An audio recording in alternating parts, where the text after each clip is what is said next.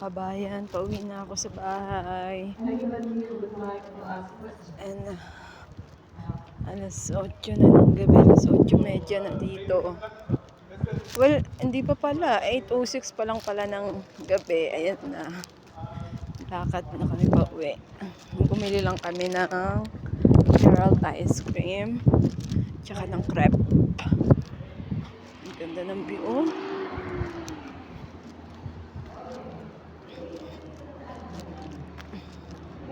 Yung mga bahay-bahay na yun mga kabayan, mga apartment pa lang yan. Diyos ko, parang palasyo na.